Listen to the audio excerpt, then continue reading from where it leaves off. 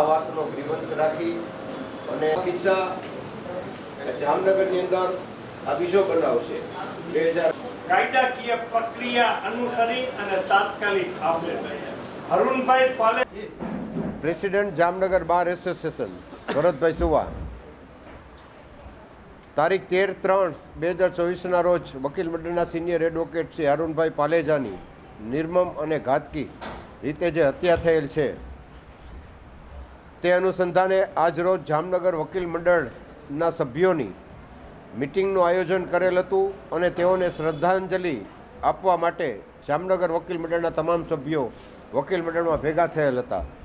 આજરોજ વકીલ મંડળમાં મિટિંગ દરમિયાન સર્વાનુમતે એવું નક્કી કરેલ છે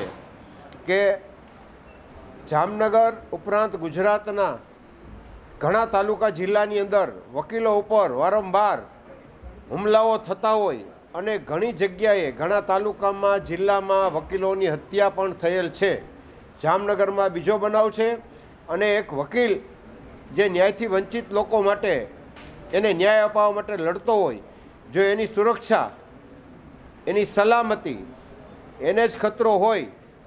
તો એ આ સમાજ માટે બહુ ગંભીર બાબત છે. અગાઉ પણ સરકાર પાસે એડવોકેટ પ્રોટેક્શન એક્ટની અમોએ માગણી કરેલ હતી અને ગુજરાતના તમામ વકીલ મંડળોએ આ બાબતે માગણી કરેલ હતી 2018માં. અને અત્યારે પણ જે મિટિંગની અંદર નક્કી થયું એમાં આવતીકાલે કલેક્ટરશ્રીને અમે આવેદનપત્ર આપશું. એમાં ગુજરાતની અંદર એડવોકેટ પ્રોટેક્શન એક્ટની માગણી કરવામાં આવશે અને ગુજરાતના તમામ વકીલ મંડળો મારી સાથે સંકળાયેલ છે એમની સાથે પણ મારે વાતચીત થયેલ છે. ગુજરાતના તમામ વકીલ મંડળ પણ જે તે કક્ષાના અધિકારીને આવેદનપત્ર આપીને સરકારમાં રજૂઆત કરશે. અમે પણ રેલી સ્વરૂપે કલેક્ટરશ્રીને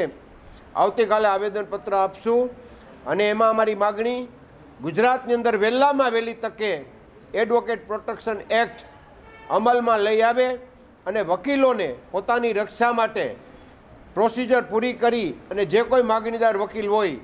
એને હથિયાર પરવાનો આપે, જેથી કરીને આવા કોઈ બનાવમાં પોતે પોતાનો સ્વબચાવ કરી શકે. આવી જે કાંઈ મંડળની અમારી માગણીઓ છે વકીલોના હિત માટેની, એ આવતીકાલે અમારે આવેદનપત્ર સ્વરૂપે કલેક્ટરશ્રીને અમે રજૂઆત કરશું અને સરકારશ્રીમાં પણ આ બાબતે રજૂઆત કરશું એવું સર્વાનુમતે નક્કી થયેલ છે.